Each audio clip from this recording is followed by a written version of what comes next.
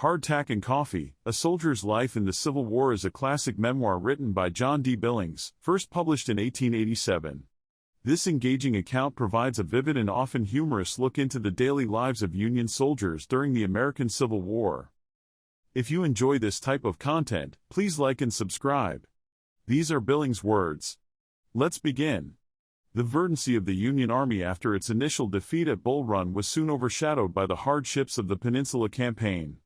Upon reaching Harrison's Landing on the James River, McClellan issued the following order, which laid the foundation for improved organization and efficiency. Allowance of transportation, tents, and baggage. Headquarters, Army of the Potomac. Camp near Harrison's Landing, Virginia, August 10, 1862. General Orders No. 153. I. The following allowance of wagons is authorized. For the headquarters of an Army Corps, 4 wagons. For the headquarters of a division or brigade, 3 wagons. For a battery of light artillery or squadron of cavalry, 3 wagons. For a full regiment of infantry, 6 wagons. This allowance will not be exceeded and will be adjusted as closely as possible to the number of officers and men present. Any excess transportation must be immediately turned into the depot, except for authorized supply trains, which will be directed by the Chief Quartermasters of the Corps.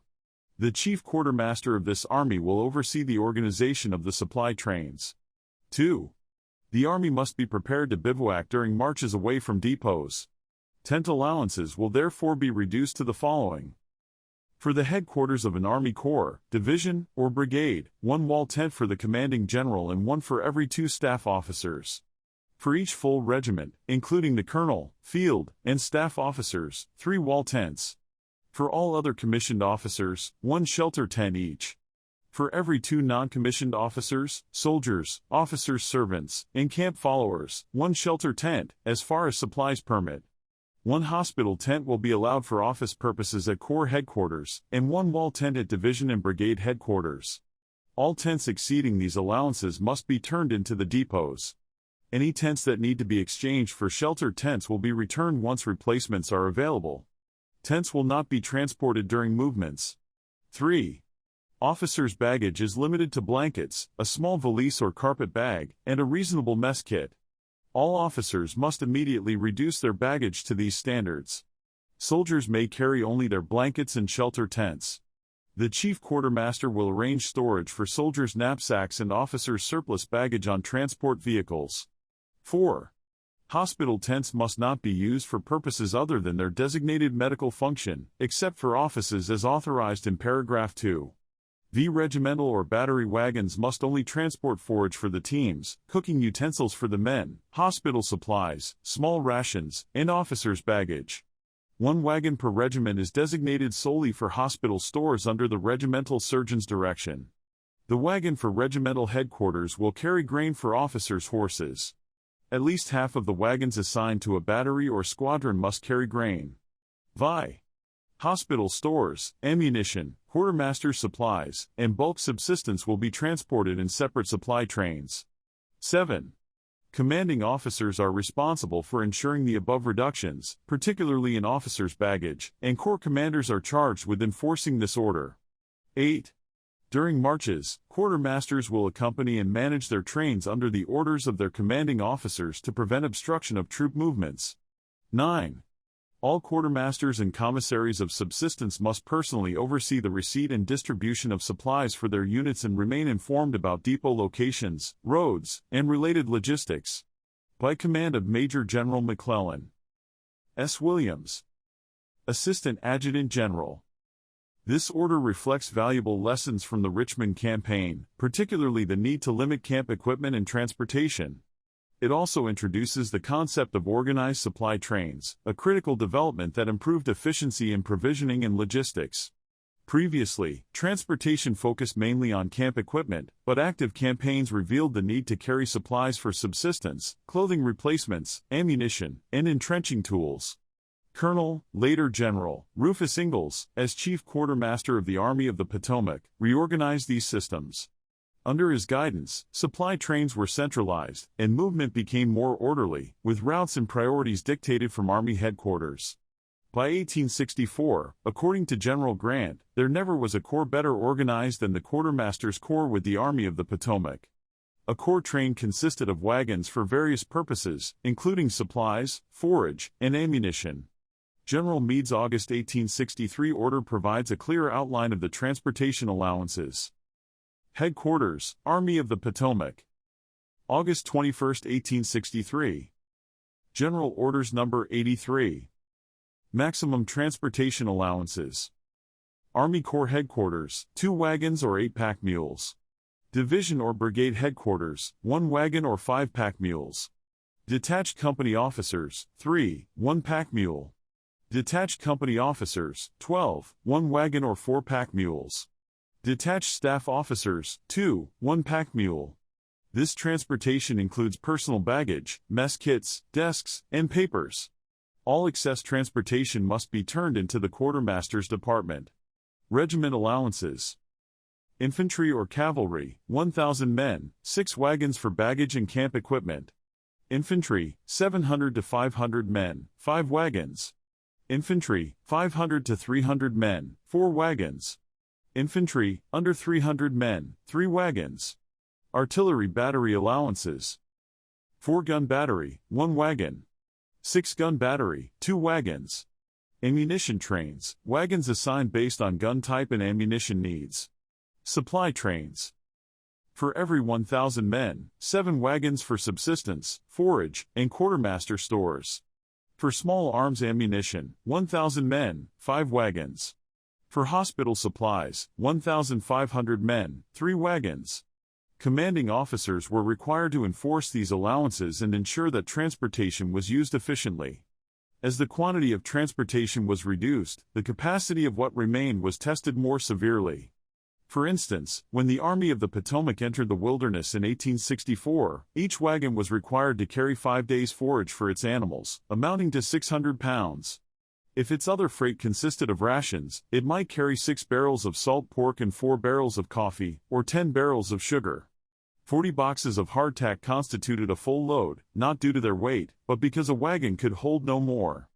This amount of hardtack even excluded the forage necessary to feed the animals pulling the wagons. During the final campaign against Lee, General Grant allowed 3 wagons for baggage and camp equipment per regiment of over 700 men, 2 wagons for regiments with fewer than 700 but more than 300 men, and 1 wagon for regiments with fewer than 300 men. Field batteries were permitted 1 wagon each. Despite these reductions, extra wagons were often smuggled along. One captain, responsible for a train, admitted to keeping an unauthorized wagon and 6 mules. Whenever an inspecting officer was expected, he would send the wagon, driven by his man Mike, out of sight until the inspection was completed. This allowed him to transport a substantial personal outfit for himself and his friends, a practice not uncommon among other officers, who used similar methods to smuggle unauthorized wagons and mule teams.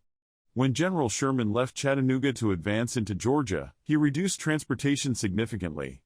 Each regiment was permitted 1 baggage wagon and 1 ambulance, while officers in each company were allowed a single pack horse or mule. Supply trains were limited to carrying food, ammunition, and clothing. Wall tents were forbidden, except for 1 per headquarters. Sherman led by example, carrying only a tent fly that could be pitched over saplings or fence rails. In his memoirs, Sherman noted that his orders were not always strictly obeyed. General Thomas, for instance, refused to part with his tent and used a large wagon, which doubled as an office. This wagon became humorously known as Thomas's Circus. Before embarking on his famous march to the sea, Sherman issued Special Field Orders No. 120.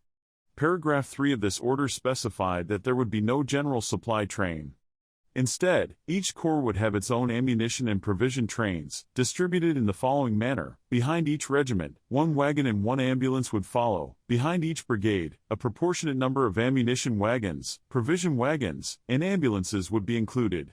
In case of danger, corps commanders were instructed to adjust the march order so that the advance and rear brigades would not be encumbered by wheels. Columns would typically start at 7 o'clock in the morning and cover about 15 miles per day, unless otherwise directed. The same allowances likely applied during the Wilderness Campaign. General Hancock recorded that he began the campaign with 27,000 men. Using this figure alongside the general orders, a rough estimate suggests the 2nd Corps train comprised approximately 800 wagons, with around 600 used for supplies and the rest for baggage and camp equipment. When the Army was in a settled camp, supply trains were parked separately, while baggage wagons remained with their respective corps, division, brigade, or regimental headquarters. Once a march was ordered, these wagons loaded their camp equipment and joined the supply train under the quartermaster's supervision. The 2nd Corps constituted only about 1/5 of the Union Army in the wilderness, meaning the entire Army had a train of over 4,000 wagons. To grasp the scale, consider that a 6-mule team occupied about 40 feet of road. While they did not travel closely together, the nature of the terrain often required spacing, especially on hills, to accommodate balky or headstrong mules. Colonel Wilson, the chief commissary of the Army, once estimated that if the train accompanying the Army during the Wilderness Campaign were stretched out in a single line, it would span the 130 miles between Washington and Richmond. This estimate likely included the ambulance train, which may have consisted of as many as 150 ambulances per corps. When General Sherman began his march to the sea, his army of 60,000 men was accompanied by roughly 2,500 wagons and 600 ambulances, distributed equally among his 4 corps. Each corps commander managed their own train. During this campaign, the wagons occupied the roads while infantry marched alongside them. Supply trains functioned as mobile depots, replenishing the Army's needs. Once emptied, the wagons returned to the supply base to be reloaded with the same materials. Empty wagons were required to leave the road clear for loaded ones. Except under urgent circumstances, supplies, excluding ammunition, were distributed at night. This approach ensured the animals used for transport consumed their forage at the supply base, reducing the need to haul it along. When rations ran low or were entirely depleted, the sight of supply wagons arriving at the lines was a welcome relief to the soldiers. In such moments, these wagons were far from being considered a burden to the Army. The idea that the wagon train was a safe refuge from the dangers and hardships of the front lines is a misconception. In reality, it was one of the most demanding and exhausting parts of military service. Officers responsible for the trains carried immense burdens. They were tasked with ensuring their trains arrived at a specific location by a precise time. Failure was not an option, there was no if convenient or if possible attached to their orders. The troops relied on their rations, and more critically, the ammunition had to be delivered when needed. Occasionally, the task was accomplished without incident, but this was rare. The trains could not begin their journey until the Army had cleared the roads, which were often damaged by the artillery and rendered nearly impassable by the heavy wagons. Quartermasters had to manage countless issues, removing wagons stuck along the way, replacing exhausted horses or mules, redistributing loads from broken-down wagons, keeping the train organized and moving, and navigating through unfamiliar terrain, often in darkness. If they arrived late, even by a few hours, they faced harsh criticism from their superiors. The stress of these duties often led quartermasters to vent their frustrations on mule drivers, who in turn cursed at their animals. Early in the war, many drivers were civilians, but their lack of discipline led to their replacement by enlisted men, who were bound by military rules and could not resign or resist orders without facing consequences. The placement of the trains varied depending on the situation. During an advance, they moved behind the Army, while on a retreat, they led the way. When passing through dangerous areas, they were accompanied by guards, either infantry or cavalry. The size of the guard depended on the expected threat, ranging from a regiment to a brigade or even a division. During Sherman's campaigns, trains and troops often traveled side by side. In 1864, the Colored Division of the 9th Corps served as the train guard for the Army of the Potomac during its movement from the Rapidan to the James River. When ammunition was needed on the front lines, a wagon would be sent forward from the train while the rest remained safely in the rear. How close the wagon approached depended on the terrain. If hills or woods provided cover, it could get relatively near, but if the area was exposed, it stayed further back.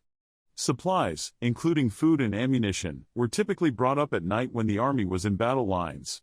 Mule teams under fire presented a chaotic and often comical spectacle to everyone except the mule drivers. One of the most vivid memories of a wagon train occurred during the fall of 1863, during the campaign of maneuvers between Generals Meade and Lee. The 3rd Corps, to which I belonged, reached Centerville Heights before sunset, likely the first to arrive. General Warren was engaged in a fierce battle at Bristow Station, about 8 or 9 miles away.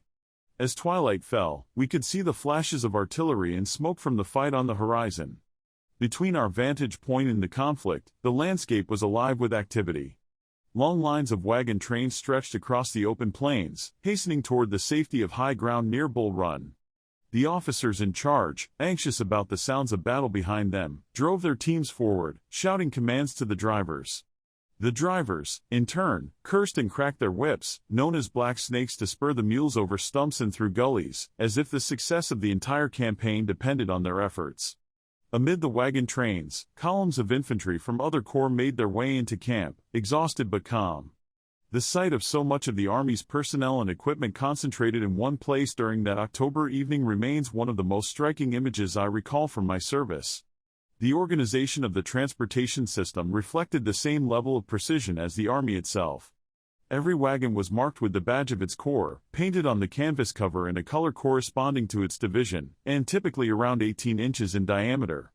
Additionally, the division and brigade numbers, along with details about the wagon's contents, whether rations, forage, clothing, or ammunition, were stenciled clearly on the cover. For ammunition wagons, even the type, such as musket or artillery rounds, and the caliber were indicated.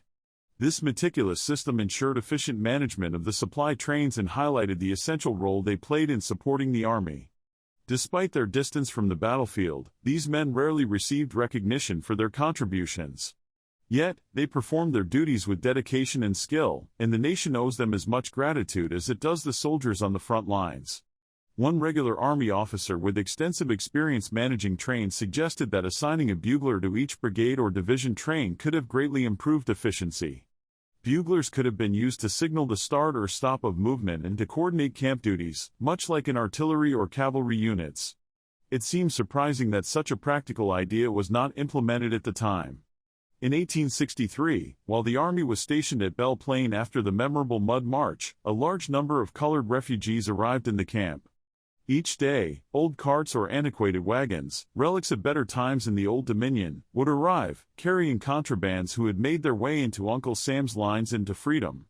These vehicles accumulated near General Wadsworth's headquarters, who was then commanding the 1st Division of the 1st Corps.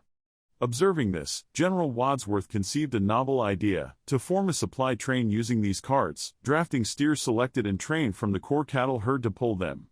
His detailed plan involved loading the carts at the supply base with rations they could safely carry, dispatching them to the troops, issuing the rations, slaughtering the oxen for fresh beef, and then using the wagons as fuel for cooking. It was a practical and resourceful idea at first glance. Mechanics were detailed to repair the wagons, a requisition for yokes was submitted, and Captain Ford of a Wisconsin regiment, who had prior experience in such tasks, was assigned to train the steers for yoke and draft work. Captain Ford spent the entire winter and the following spring perfecting what became known as the bull train. However, the plan faced an early setback when several steers died after being fed unsoaked hard bread, which caused them to bloat. Despite this, General Wadsworth persisted in the effort. When the Battle of Chancellorsville occurred, the train remained in camp, but the real test was near. When the Army embarked on the Gettysburg campaign, Captain Ford moved the bull train to the rear of the Corps wagon train and set out, though the outcome was inevitable. The mules and horses pulling the main wagons easily outpaced the oxen, despite the drivers goading, lashing, and yelling.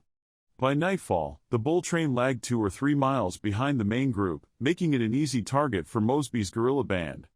The strain of maintaining the train and ensuring its safety proved too much. Before the Army crossed the Potomac, the animals were returned to the herd, the supplies were redistributed or issued, and the wagons were burned. General Wadsworth's ambitious scheme was ultimately abandoned as impractical. A similar effort took place during Grant's campaign after the Battle of Port Gibson. At that time, Grant's army was east of the Mississippi River, while his ammunition train remained on the west side. Wagon transportation for ammunition was essential.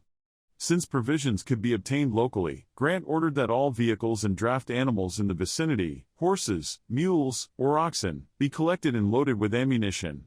On May 30th, a substantial, albeit motley, train was assembled. It consisted of fine carriages loaded nearly to the top with boxes of cartridges thrown in haphazardly, drawn by mules harnessed with plow equipment, straw collars, and rope lines. Long wagons meant for carrying cotton bales were pulled by oxen, along with every type of transportation device available on nearby plantations. Another example highlighting the challenges faced by supply train quartermasters occurred in 1864, at the start of the campaign. Wilson's cavalry division joined the Army of the Potomac, and Captain Ludington, later lieutenant colonel in the U.S. Army, served as the chief quartermaster of its supply train.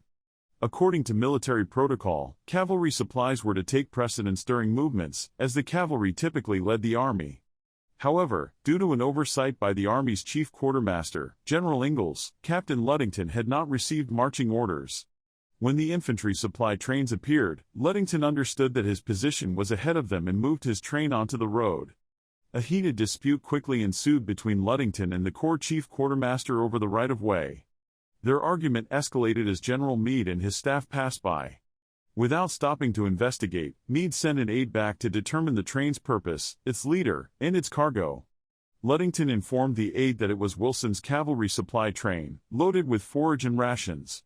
After the aide relayed this to Meade, the general grew furious, returned, and berated Ludington with curses and accusations.